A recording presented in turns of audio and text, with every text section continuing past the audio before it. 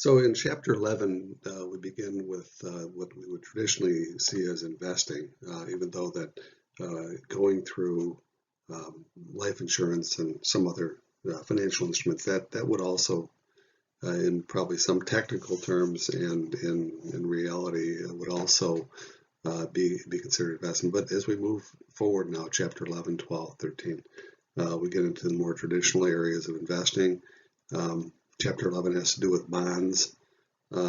Chapter 12, I believe, is our stocks. 13 are mutual funds, and 14, the last, is going to be the kind of the overall plan for retirement, looking ahead toward retirement, if you will. So beginning now with Chapter 11, looking at bonds. So bonds and stocks. Bonds are you can think about it in terms of as a loan. So if you are a holder of a bond, for example, if you purchase a bond, that means you're buying someone else's debt, meaning that someone else has agreed to pay you a certain amount over a certain period of time. There are terms that would be involved. So in a bond, it's the repayment of a bond. It's all based on whatever schedule has been set up, meaning whatever the terms are, whatever the seller of that bond has agreed to, and of course the other side is the counterparty, the person who's purchasing the bonds, what they have agreed to, and their exceedance their agreement has to do with buying the bond. Basic components would be back to the interest rate, just on a regular loan. Think about a regular loan. The interest rate is the amount that you want to borrow, the amount of the bond, the interest that's associated with that bond, how much is going to be paid for that loan, that bond, and the length of the term of the bond. How long is it going to be out there for? Is it going to be there for 1 year, 2 year, 5 year, 10 year, etc.? So these are all things that are agreed to, and they're on the face, if you will, of the bond itself. Most bonds and most all financial instruments nowadays are electronic, so keep that in mind when we talk about the face value and so on and so forth. That goes back to when bonds and other financial instruments, or all financial instruments, were basically paper. Okay, so onward we go. Onward with bonds, with loans. So the learning objectives explain why you should establish an investment program to begin with. So we're looking at the outline here. Describe how safety, risk, income growth, and liquidity affect your investment program. Identify the factors that reduce investment risk. Understand why investors purchase government bonds. Recognize why investors purchase corporate bonds. Evaluate bonds when making an investment. Okay. So first is establishing an investment goal. Your financial goal should be very specific, back to the financial planning, right? Very specific, measurable, tailored to your financial needs, aimed at what you want to accomplish. And then, of course, review, recycle, keep going through these over and again. You don't have to do this on a daily basis, but periodically, kind of go in to see how your investments are performing, and maybe reconsider. Just this is a general thought, and we'll get into some specific ideas later. So your investment goals, again, how much money do you need to satisfy your investment goals? Meaning, how much money do you need in retirement? So you're working now, for example. When you're not working, when you're no longer working, how much money do you need to A, survive, and perhaps B, to live the life that you would like to live, in terms of, comfort, etc. Those are two different things, obviously. It's just some things to consider. How much risk are you willing to assume in your investment program to achieve those goals? What possible economic or personal conditions could alter your investment goals?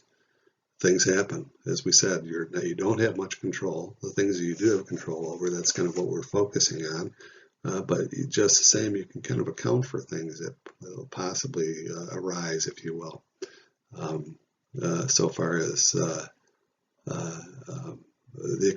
economic conditions, you can't impact those, but uh, the personal things are things you would probably want to focus on even more, meaning um, your ability to work, your ability to save, your ability to to set money aside uh, based on your health concerns and desires and so on and so forth. Anyway, considering economic circumstances, are your investment goals actually reasonable? You want to be a millionaire? Yeah, well, who doesn't, right? Do you need to have $1 million? Maybe, maybe not. Are you going to be able to save enough to set enough aside to invest to get to that goal? Maybe, maybe not. So, but you've got to be able to sit down and be, again, very honest with yourself. And you can work through things.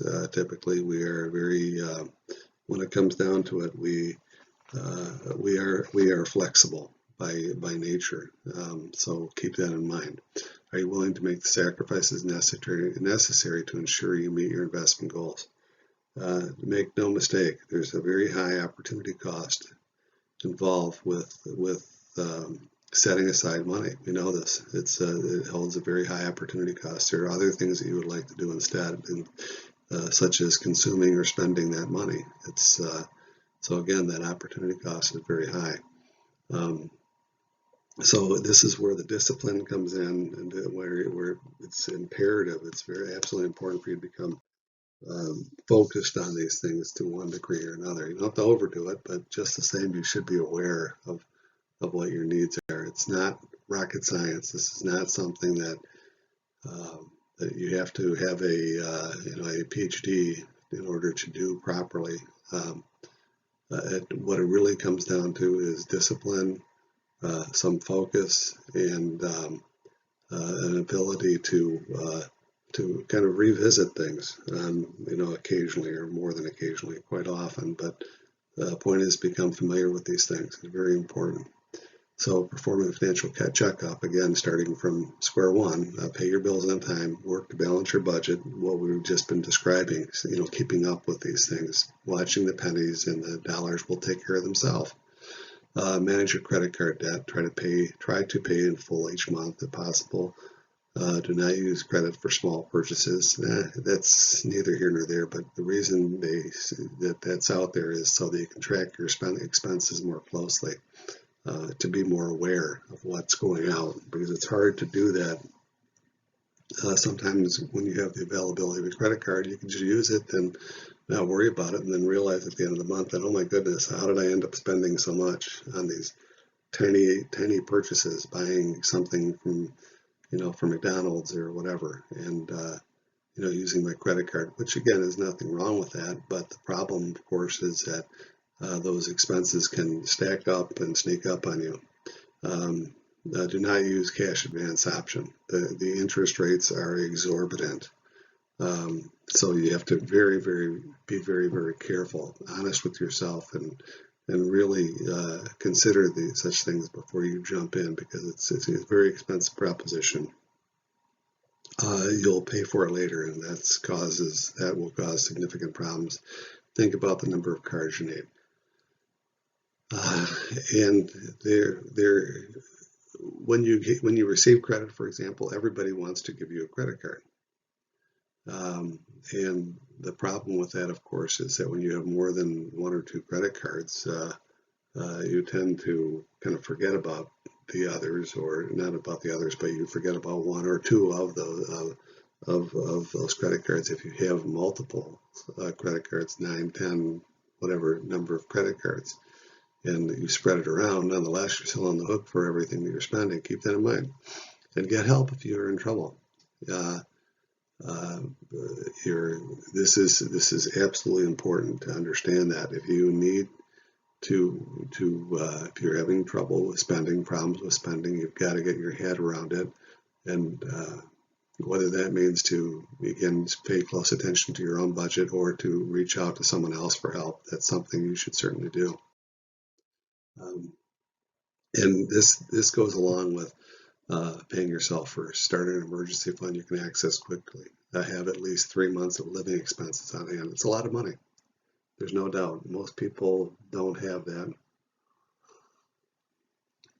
But just the same, these are some things that you should be focused on. We all need to be focused on these things to have a cushion out there. And if you don't have that, make that put that up toward the front of your planning, is to make sure you do have that. Have some sort of a cushion to prevent you from having to go through all kinds of gyrations, all kinds of steps to try to make yourself whole again. It's just it's a terrifying experience to be confronted with some expenses that you have no way of paying for something. And we've all had this happen. And it's not a comfortable situation. It's not a healthy situation for you. Have access to other sources of cash for emergency. This goes back to having those credit cards, just in case, so that you can access, if really, really needed for an emergency, the pre-approved line of credit, cash advance on your credit card, things that you should never use. However, if there's an emergency, sometimes you have to do these things. And what qualifies as an emergency is something that you have to put together in your head, something that has to be done immediately. And again, most things that have to be done immediately can typically be addressed in some rational manner over a period of time prior to, with a bit of planning. So you've got to keep all these things in mind. Getting money needed to start an investing program. Again, pay yourself first. Take advantage of employer-sponsored retirement programs. So what this means is that when you're paying yourself first is set something aside for yourself. You're doing a budget. Set aside 5% or whatever they have. I'm sure there's many suggestions, but set something aside for yourself first. And when you do that, what you would be doing with those funds is not that you just set it aside and put it under your pillow. You're going to be putting it into accounts, for example, for that emergency fund, for one. Secondly, you're going to be putting it toward investments for your retirement, going forward. That's paying yourself first. And whatever's left over, if you have something left over, then you can maybe splurge every now and again, go out to eat, or do something along those lines. If you're working, if you find a job and you're fortunate enough to have an employer who is involved in some sort of retirement program, where they pay a certain percentage or they match a certain percentage of what you invest, those are fantastic programs to be in, because what happens is that, say, for example, if you invest 5% and your employer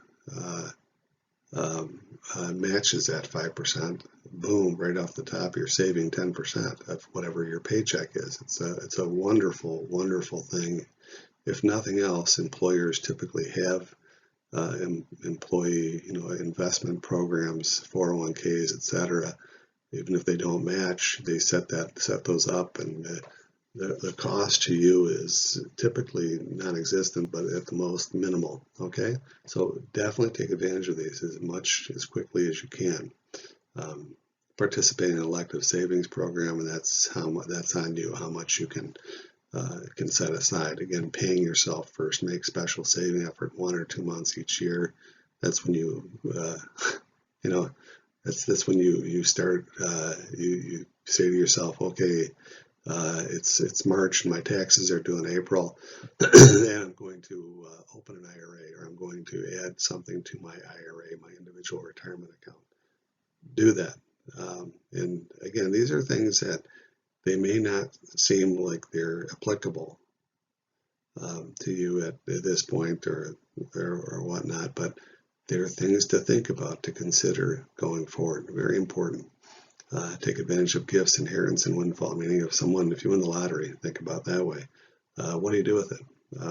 You don't. Yes, you're going to spend some of it. This is, most people would, and it's not irrational to do that. Or if you receive an inheritance from a relative, they were blessed enough to actually have invested something properly, and had some left over for you, then take that gift and do something good with it. And this is, what do? You pay yourself first. Paying yourself first is setting something aside for your own retirement years, for your own needs later on. And think about it that way. You don't have to spend it, consume it right up front. You can set it aside, and that's paying yourself first. How the time value of money affects your investments. Even small amounts invested regularly grow over a long period of time. Again, going back to that TVM, the time value of money calculation methods, this is something that these are nice tools. The time value of money calculations are nice tools to kind of give you an idea of what can happen. Meaning, you have $100 that you receive from somebody, and you think about it. You can spend it and buy something. Opportunity cost. Remember that. Now, if you can set that aside, that $100 for a period of, we'll say, 8 years, not touching it, leaving it as it is. Remember what we said about the rule of 72. So you set it aside for 8 or 9 years, and you're getting 9 or 8% interest on that. Remember, 72 divided by either the number of years or but divided by the interest of your, if you have $100 and you're going to hold on to it for, if you're going to invest it for 9 years and you're getting 8% a year, that means that 72 divided by 9 years, you need to have 8% interest in order to double your investment. So in 9 years' time, that $100 is going to grow to $200, and that may not seem much, but the beauty of it is, of course, that if you can continue to pay yourself on a rational monthly basis, that can add up rather quickly. And over time, over 3, 4, 5 of these cycles, your money is going to go from one cycle, it's going to go to $200. The next cycle, the next 9 years, it's going to grow to $400, and then the next 9 years is going to grow to $800, and the next 9 years is going to grow to $1,600, etc. 5 cycles you go through, and you're at $3,200. So think about that. And this is doing nothing, just setting aside $100. It grows very quickly. I shouldn't say very quickly, but it grows quite a bit. It takes time value of money. Remember, there's the connection between risk and the rate of return, meaning the greater the rate of the higher is your required rate of return, if you will, the greater risk that you have to undergo. We'll keeping these things in mind as we go forward. Safety and risk. Risk is equal to uncertainty about the outcome. Investment safety, minimizing or minimal risk of loss. Risk return trade-off, potential return in any investment should be directly related to the risk of the investor assumes. Speculative investments are high risk, made by those seeking a large profit in a very short time. In other words, this is going to the casino and gambling. Okay, not advisable. It's not a wise financial plan. I say all these things, and yet what do? We play the lottery on occasion, and it's. Chances are, of course, that you're not going to win anything, and typically you don't win anything, but just the same, this is part of our human nature. You want to keep that part to a minimum, and you want to focus on, yes, you need to have risk in order to grow your investment. It takes time, but in order to get that 8% a year, there's a certain amount of risk that's involved with that, and it's just something that you have to kind of suck it up and go along with it, because you're going to have ups and downs so far as the value of your investments as a result thereof. At any rate, so the components of risk, inflation risk, remember that time value of money, that's a risk too, because it might not be able to pay you back, the person. and the interest rate risk, the value of bonds, it goes up and down because of interest rates. What that means is that, for example, you have a bond that is paying you 5% interest, and what happens is that new bonds that are coming out, new loans that are being made constantly, interest rates have gone up, so the new bond that, from the company, it doesn't matter about that, but the bond that you're holding is getting 5% interest, and new issue bonds, the new bonds that are coming out, are actually have a higher rate of interest. And what does that do to the value of your bond? Your bond is less desirable than those other bonds that have higher rate of interest being paid.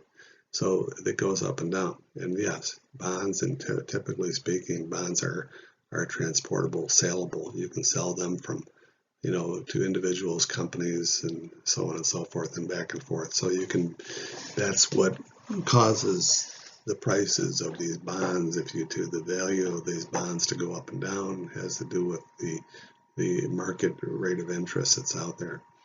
Business value risk affects stocks and corporate bonds both. What that means is that it's the ability for the company itself to actually pay the interest and also the principal back on that bond. Things happen. Businesses fail. This is a default risk. Market risk, again, the risk of being in the market versus in a risk-free asset. There really is no such thing, but there are some things that are relatively close. But market risk, there is going to be some risk involved, and you're going to be compensated for that risk in a general sense. Investment income, a predictable source of income, dividends, interest. So the interest that you're receiving, the dividend payment that you're receiving, etc. That has to do with your investment income. Most conservative is, again, passbook savings, CDs, government securities. Interest rates are very, very low because there is relatively low risk involved. Other choices, kind of stepping it up a bit more, would be municipals. They're called munis, corporate bonds. So you're either buying a bond from a municipality, a local government or state, preferred stock, utility stocks, selected common stocks, selected mutual funds, rental real estate, and they all bear their risks in to one degree or another. So investment income, growth and liquidity, investment growth in value, price appreciation, increasing your wealth, right?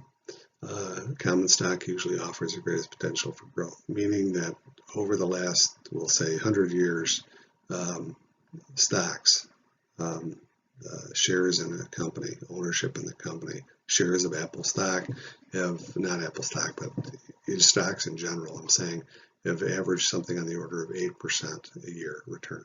It's a good rate of return, good healthy rate of return. Again, that's on average over the last 100 years. It goes up and down, but that's roughly what it's been.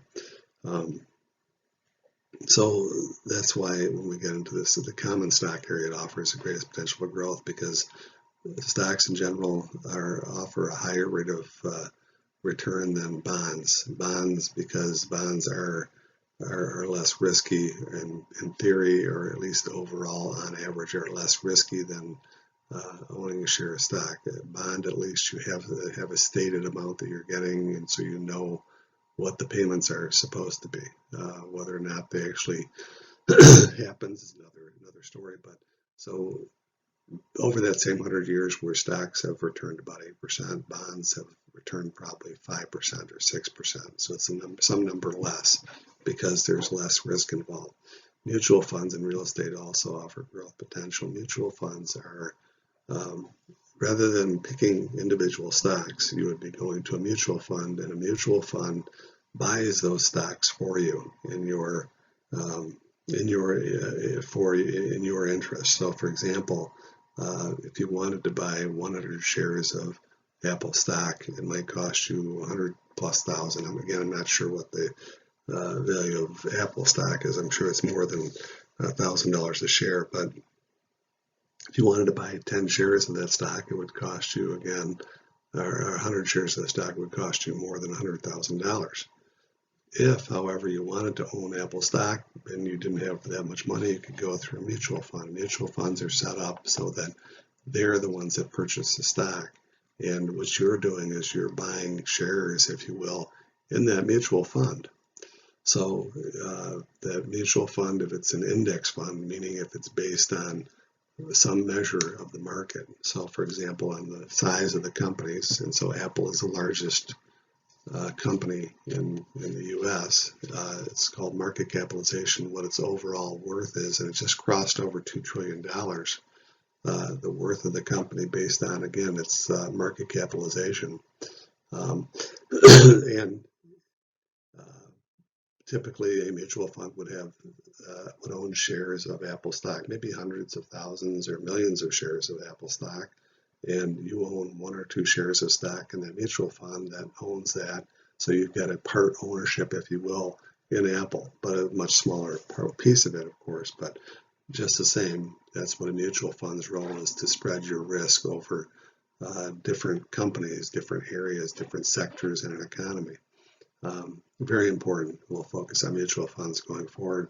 Real estate, of course, you can buy into what are called REITs, real estate investment trust, and that would be something along the lines of, well, on a commercial level, on a bigger level, that would be you could buy into those, or you could purchase homes and so on and so forth, right?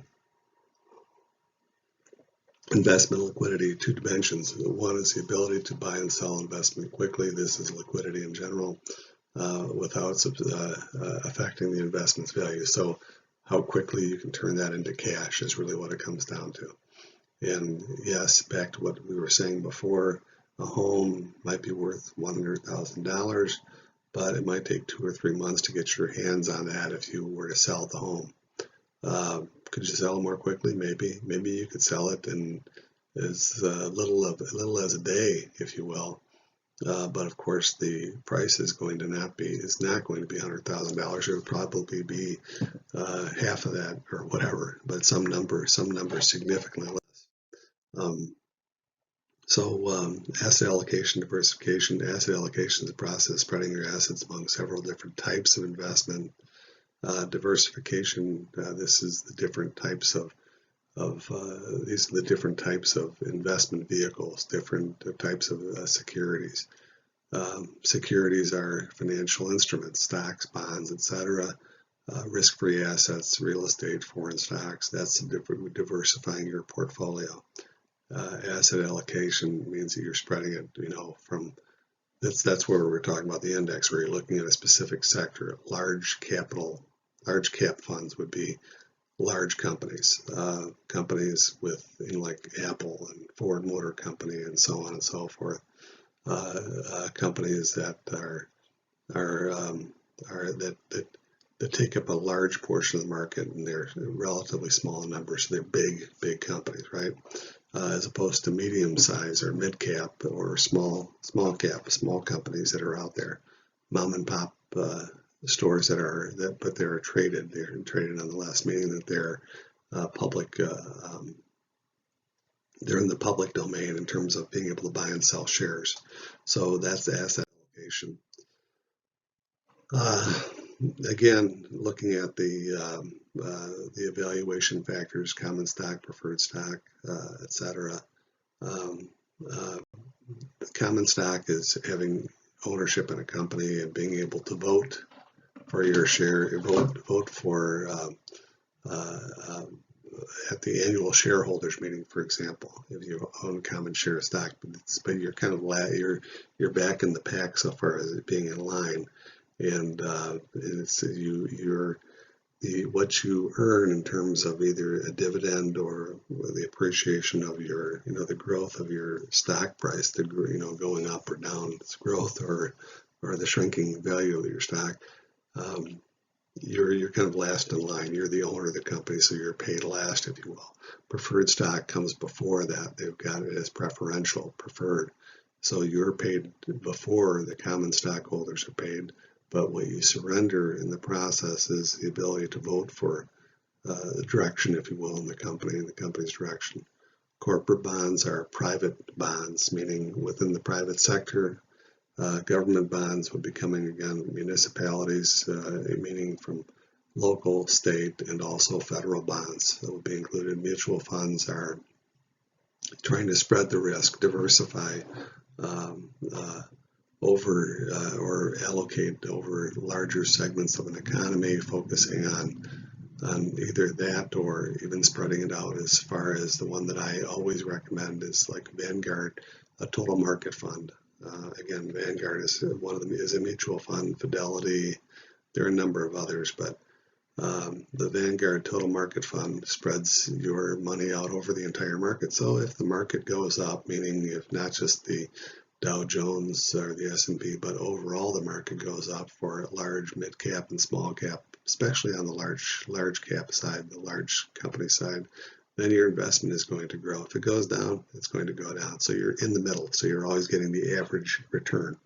So think about that 8%, getting that 8%. It's not always the same. It goes up and down, but it's relatively consistent. We'll leave it at that. Finally, with real estate, again, you can always invest in real estate in terms of, buying a home for yourself, or again, you can go through. There are functions in which you can actually buy into such things as strip malls and so on and so forth. But that's the real estate side. Okay, asset allocation, diversification, other factors to consider: your age, growth versus income, recovery time if investments nosedive. This is where risk comes into play. And just as a short rule of thumb, or a small rule of thumb here, and that is that if you're 5 years away from retirement or more, you should be very much invested in equities. Meaning, I'm not young, and I have no plans on leaving anytime soon, but you never know. But the point is that what I do is my meager small investments, I have them all in equities. Equities meaning in stocks, not in stocks, individual stocks, but in mutual funds. And the idea is that even though that I may be closer than 5 years, I don't know, to retirement, if you will. I'm still thinking about that 5-year window where I won't really have to access funds for 5 years, hopefully, or I won't want to access funds for 5 years. So the longer your time frame that you're looking at, the more aggressive, the more risk that you want to take on. Because even though they go up and down, you think about longer run. In the longer run, it's going to hopefully go upward. If it doesn't, then we're all in trouble. Think about it that way. So growth versus income. Growth, again, is what I just described. Income is when you're pulling back and you're saying, I don't like the idea of taking on quite so much risk anymore. I want to be able to focus on receiving some sort of a more stable income. Things to think about. Your investment objectives, really, as it goes back to that again. How much can you save and invest each year? Remember, you're paying yourself first. So if you focus on that idea, you'll end up kicking more in. And again, that's beneficial for you, of course. The dollar value of your current investments, keep up on these things and see how the performance has been, and make adjustments accordingly. You don't want to be tweaking things all the time or making major changes necessarily, but evaluate where you're at and where you want to go and how it is you're going to get there. How is it you're going to accomplish your goals going forward? You have to consider the economic outlook for the economy, and in our situation, it almost seems like it's always this way. There's so much uncertainty in the world, but you have to take these things under consideration.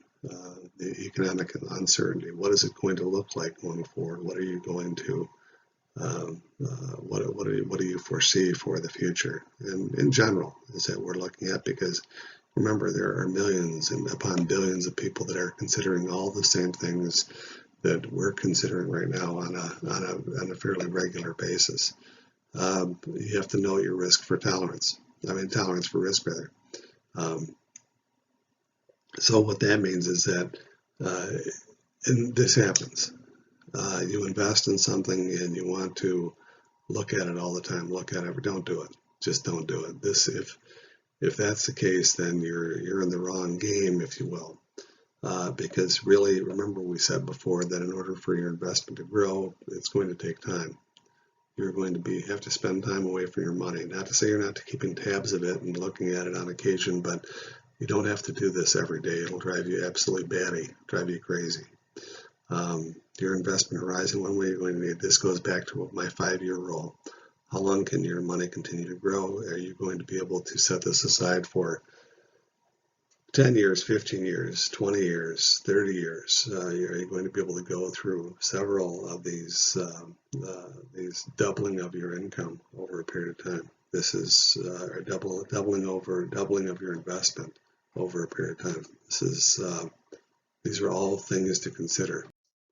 The investment period, financial security. Again, these are, what is it you're trying to achieve? Financial security, obviously, safety and income.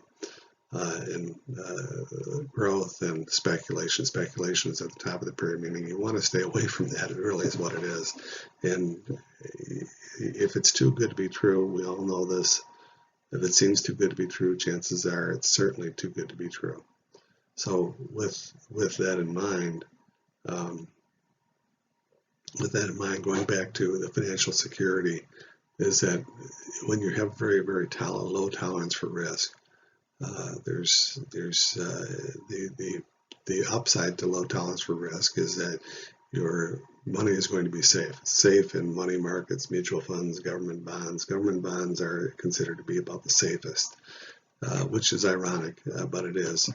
But they are, rather, especially at the federal U.S. federal debt bonds. That's what bonds are, is debt. People buying debt, ownership, if you will, and the debt of the government is really what it is. Safety and income, again, U.S. Treasury securities, U.S. Treasury bills, notes, and bonds. We'll get into this as we go forward too. Growth stocks, growth-oriented mutual funds, and rental property. Most of you will be in this category, level 3, meaning that your horizon, your window to retirement is 5 years plus away.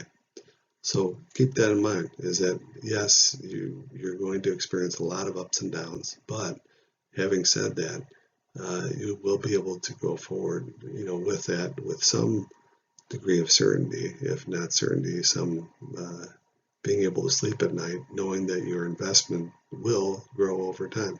But you have to give it time. It's going to be up. You're going to experience ups and downs, but if you pay yourself first, meaning kick in every month and so on and so forth, you'll be all the better for it.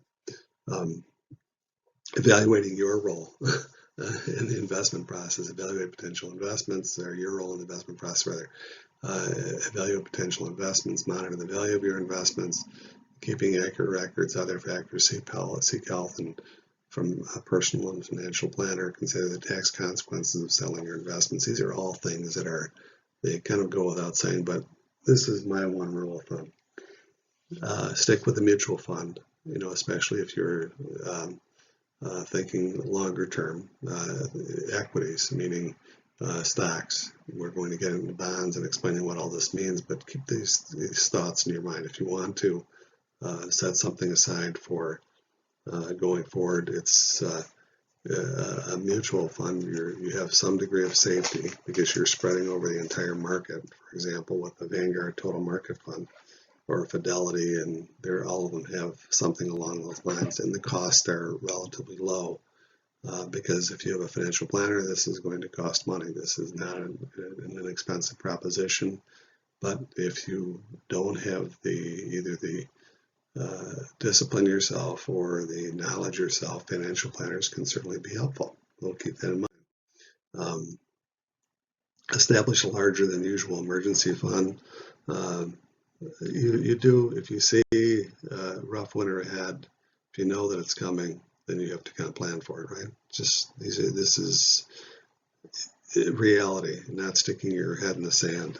Know what you owe, identify debts that must be paid, how you're going to be, again, moving to that zero debt level in terms of credit card debt, for example. Notify credit companies, credit card companies, lenders if you're unable to make the payments. All of these things that are are advisable at any time, especially if things are going to go south, and you have to be careful because you might end up working fewer hours and so on and so forth, right? And this last one, consider converting investments to cash. What that means is that, say you've got $5,000 invested in a stock and you know that the market is going to drop considerably because of something. And remember, everybody else is doing this too. So sometimes it's actually rather foolish to make changes like this when there are economic changes that are kind of coming through. But if you don't want to take on or continue with that risk, and you want to shed yourself, get rid of that risk, you can always move to cash, meaning to money markets and very short-term investments that yield very, very, very low rates. So going from 8% to maybe 1 or 2%. But you want to preserve your investment because you're fearful that your $5,000 is going to drop from 5,000 to 2,000 because the market's going to drop. Anyway, these are all things to consider. Frankly, it's overdone. Usually goes up, comes back down, goes back up again, and so on and so forth. Your hope and what's happened over the course of the past is that overall the trend has been upward, up and down, but the trend upward.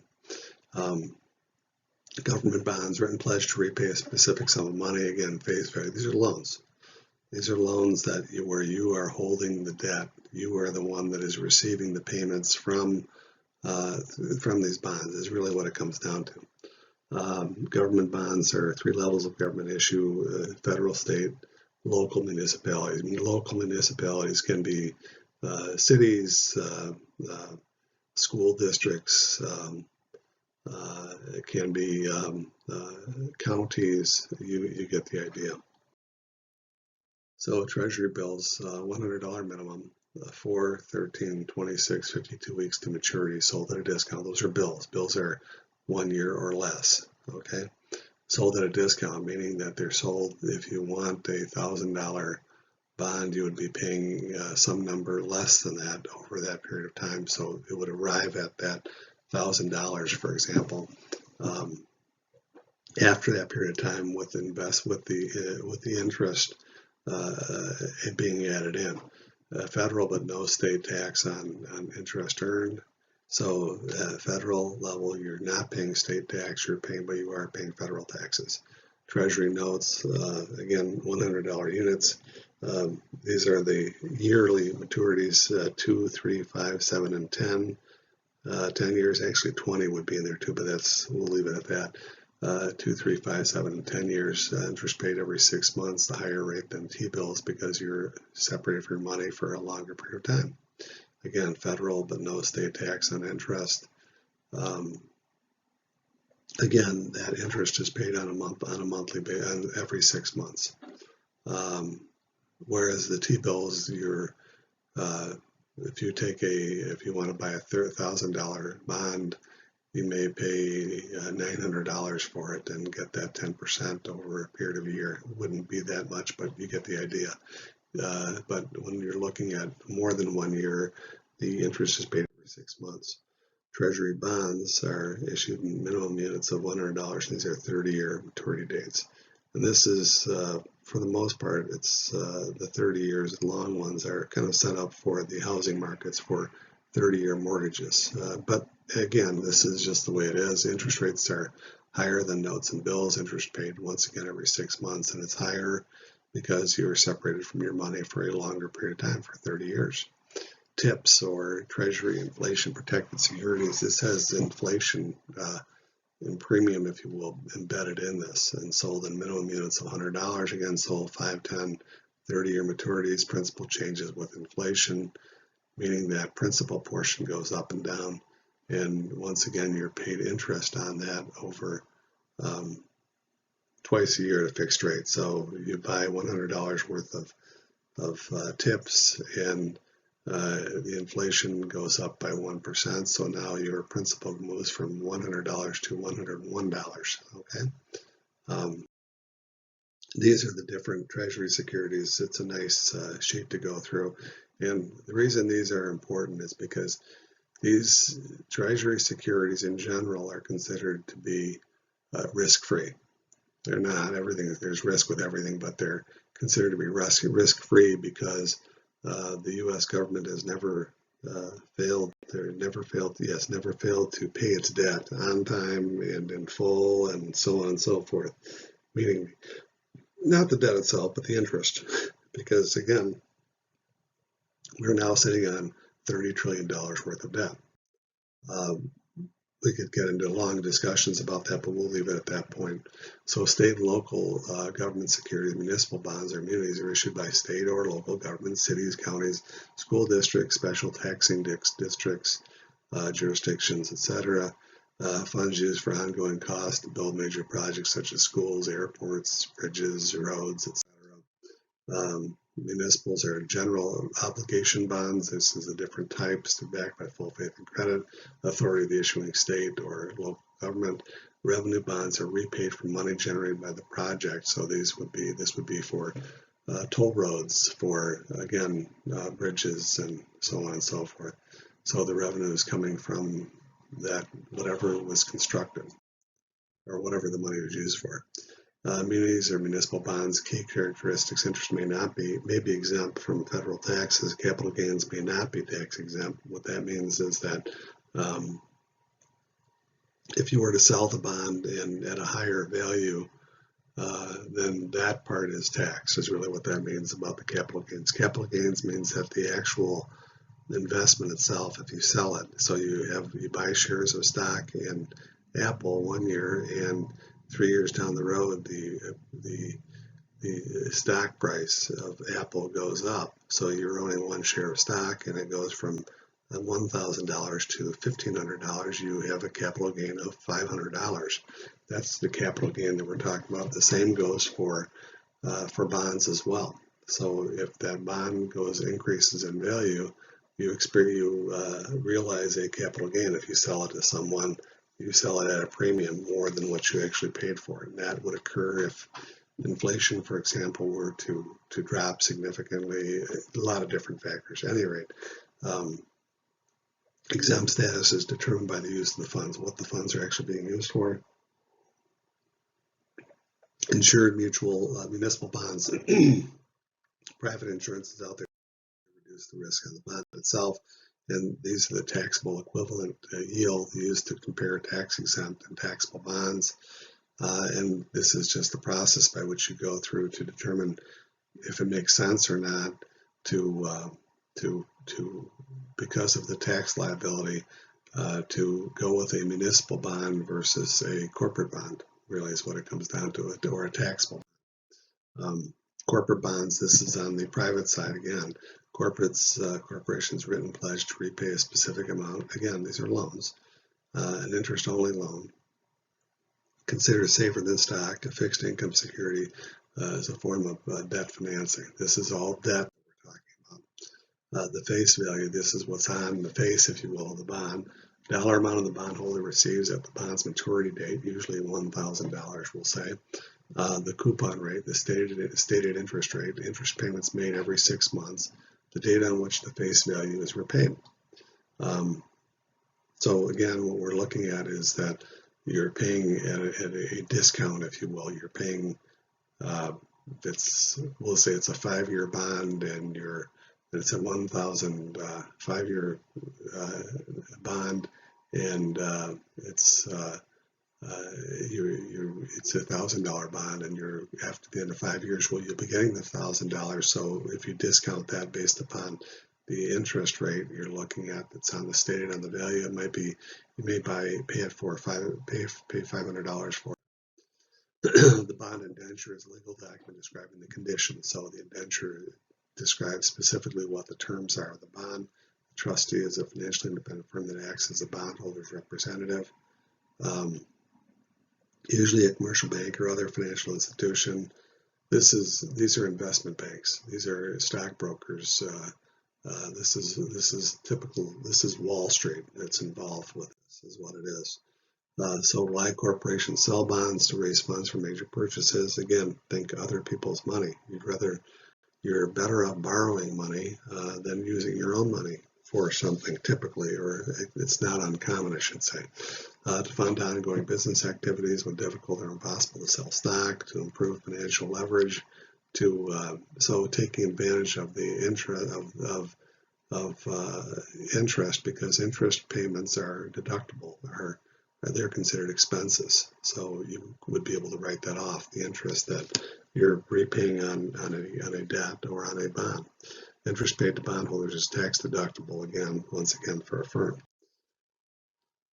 Tax of corporate bonds, debenture. I always forget the pronunciation, debenture or debenture, I forget. Probably doesn't matter. They're unsecured, backed only by the reputation of the issuing company. So think $1. What backs up a dollar bill? It's the full faith and credit of the United States of America, the government, which we are the government. So you get the idea. Debentures are just, they're guaranteed, if you will, by the there's no collateral. Mortgage bonds secured by various assets of the issuing firm, usually real estate, lower interest rate, the coupon rate since the debt is secured. So these are mortgage bonds, bonds based off mortgages that are out there. Anyhow, a convertible bond can be exchanged at the owner's option for a specified number of shares of corporation's common stock. Generally, the coupon rate on a convertible bond is 1 to 2% lower than the rate paid on traditional bonds. So again, this affords you the flexibility to convert your bond into shares of stock. High yield bond pays higher return rate with a higher rate of risk of default, meaning that there's the higher possibility or greater possibility that the firm that is issuing those bonds will not be able to repay them. This is junk bond territory. Michael Milken, another character from the past, or a character from the past that was involved. He was a junk bond, the junk bond king who went to prison for it for many years. I think he was just recently released. At any rate, if they're callable or non-callable bonds. Again, we're on to provisions for repayment. The call features of a bond. A corporation can call in or buy back outstanding bonds before the maturity date. If they want to take the bonds back, they can buy them back and pay out whatever is due at that point in time. Not for if you're in the middle of a 5-year cycle and you're at 2.5 years, you're going to be paid back whatever is owed at that 2.5-year cycle. Those are callable, or call and buyback bonds. Most corporate bonds, therefore, again, are callable, usually call protected for the first 5 to 10 years after issue. A firm may call a bond issue if the coupon rate that they're paying is much higher than the actual market rate. So market rates, interest rates fall, and it's in the best interest of the company if they want to restructure their debt, for example. They can get a much lower rate, so they call the bond. They say, well, I know you've been enjoying this 5% return, but I can actually get 3% return right now, so I'm going to pay you your bond, call it, and I'm going to reissue the debt at 3%. Whether you want to buy it or not, it's up to you. Sinking fund, corporations deposit money annually. Trustees use the money to retire the bond issue prior to maturity. So the bond is disappearing. Think about it as a loan being paid back over a period of time. So you're paying not only interest, think about a mortgage, you're paying interest plus you're paying on the principal. So it's a sinking fund. The bond is the outstanding value, if you will. The bond is falling. Serial bonds, bonds of a single issue that mature on different dates. They're very straightforward. Again, bonds of a single issue that mature on different dates. Interest income, fixed income is what we're talking about. This is the rationale behind bond purchases. People are looking for interest income. They're on fixed incomes with registered bonds. Interest and principal paid to registered owner, registered coupon bond, registered for principal only. Coupon must be presented to obtain payment. So you have to present proof of ownership, so to speak, to receive payment. There are a lot of subtle differences here, or very specific, I should say, differences as we go through these. The dollar appreciation of the bond value. The bond value changes with market interest rates in the economy. Again, this goes back to that callable feature. bond value versus interest rates equal, it's an inverse relationship, meaning interest rates go up, then the bond, so you're getting 5% interest on your bond. Interest rates that's the market price at the moment, 5%. We start to experience some inflation and interest rates go up to 10%. What happens to the value of your bond? Your bond is getting 5% and the new bonds that are issued are getting 10%. The value of your bond goes down. This is the inverse relationship. And vice versa occurs, the opposite occurs when interest rates go down. You're at 5%, market interest rate when you purchase was at 5%, and it's gone down to 2%. The value of your bond has gone up. This is called the inverse relationship. Very, very, very important in understanding investments and securities, whether we're talking about bonds or stocks. Interest rates have a great deal of impact. Bond values change with the financial condition of the issuing company also, or the governmental unit.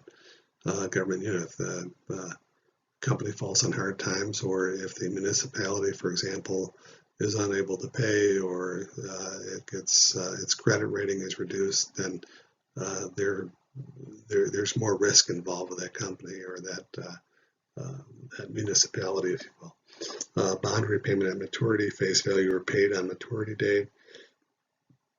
Bondholders may keep till maturity date or sell. So you can sell your bond at any time if you so choose. So if you, at any rate, the closer you get to that maturity date, the closer it comes to that the $1,000 bond that you paid $500 for, the closer it gets to what? $1,000, right? At any rate, these are some features. All kinds of information out there everywhere. Just as we had talked before about about mutual funds, there are mutual funds that they're index funds for bonds as well as stocks, meaning that you can spread your risk over an entire market sector or the entire market if you so choose. So there are those that are available as well, things to consider if you want to invest in bonds.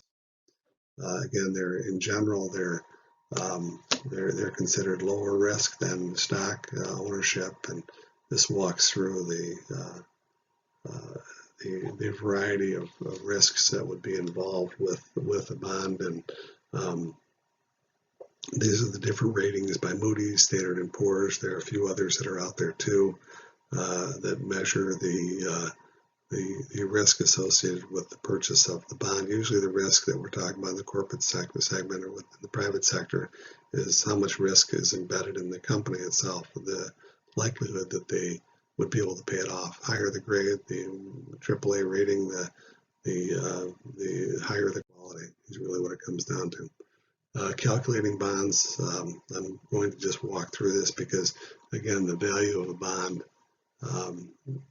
is going to change over time, but the bond yield calculation will be the same. The current yield is equal to the annual interest rate amount and the current price. The portion of the yield derived from the interest payments does not consider return derived from price changes. So you're looking at something set out there. And again, walking through these are things that are calculations that you would go through to determine the value of a bond at any given time, so on and so forth, right? So that's it for bonds, and next we'll be moving on to stocks. So I want to, I've overstayed my welcome going close to an hour on this lecture, so we'll leave it at that.